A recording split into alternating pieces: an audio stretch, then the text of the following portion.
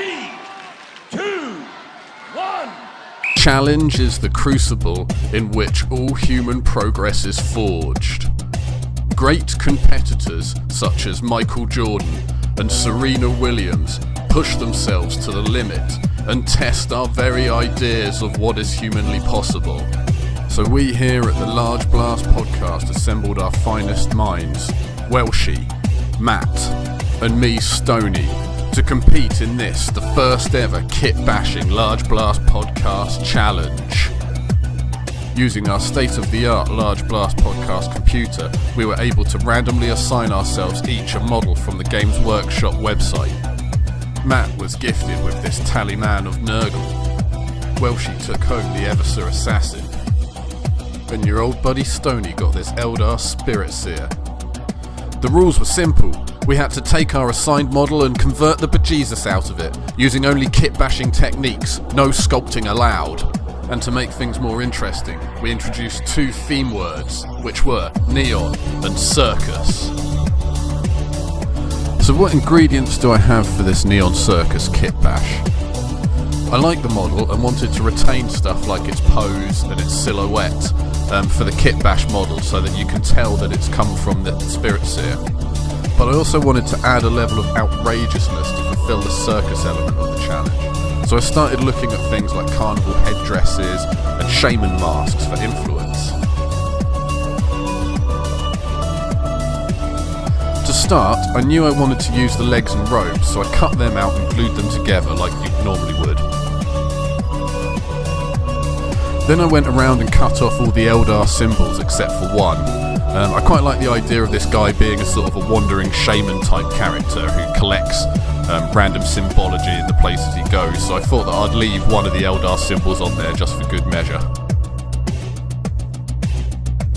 So the parts of the kit I didn't want to use were the head, body and right arm, so I had to think of something more shamanic / neon carnival-y to go in their place. In the end, I ended up pairing up this skull helmet with this crazy hairdo to make this insane skull face mask / headpiece. What I like about this is it's got the big hole in the mouth where I'm going to position, so it's like looking through that. And the skull is a kind of a trick face on top. Then I took the body from a Dalak ganger and hacked up my legs until I could marry them both together. And that left me with something a bit like this.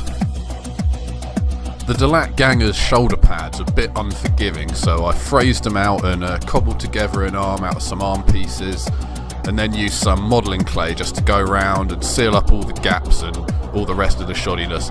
And then I got that and did that with the head as well and got everything together until I had something that looked like this.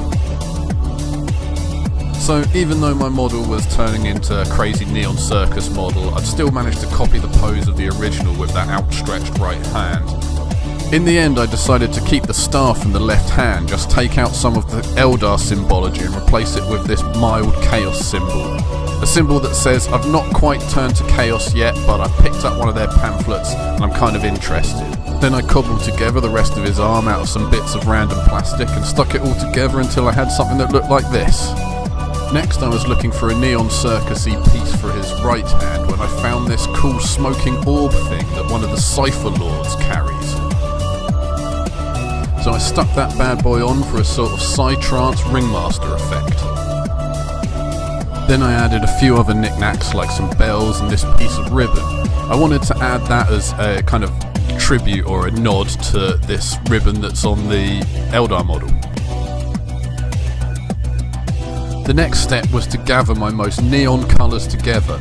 Unfortunately, in this picture, I forgot to position them so you can see any of the names of the paints, but I think you get the idea of what I'm working with. In the end, I decided to focus on the blue, the pink and the green. I wanted to use the pink and the green because they clash together in a cool way, and then the blue to kind of neuter it down. So I started the painting process by just going around and kind of mapping out where I wanted some of the colours. I wanted to try something a little experimental on this build, so I got some of these nail decals that I had left over from a previous project. These work just the same as a Games Workshop transfer, but they have a wide variety of crazy designs. So I added some of these floral patterns to his robes to add to the kind of weird, travelling, trance, conjurer, circus man vibes. Then I just continued on with the painting, trying to add as much neon as possible, and picking out some of the nicer bits with gold. Then I added some neon green to the smoke here to get that nice kind of clash between the neon pink and neon green, like a kind of 90s toy commercial. I added some blue and pink washes to all the silver elements, just to make them look a little bit crazier, as well as some green and pink wash to the staff. Then I made him a base by sticking some cheap bits of glass crystal into some milliput and then painting it like earth. Then it was just a case of finishing off some of the fiddly sections and going round and adding some final detail and whatnot. Until I had something that looked a little bit like this.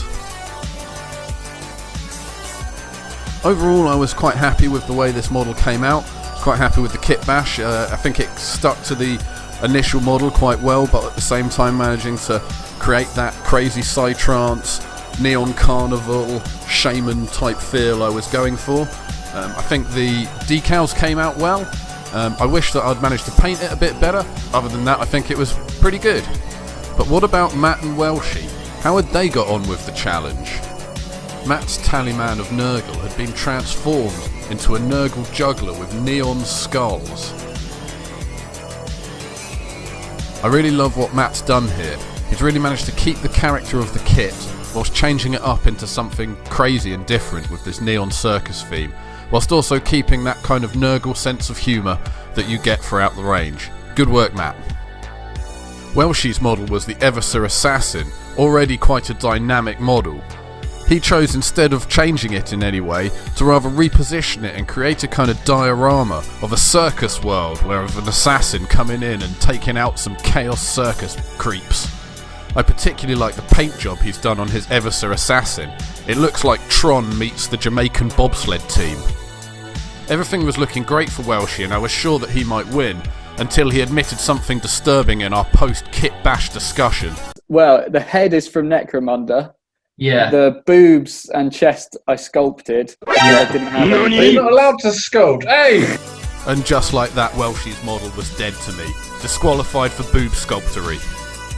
Meaning for my vote for first winner of the Large Blast Podcast Kit Bash Challenge, Neon Circus Edition has to go to Matt with his awesome Nurgle juggler.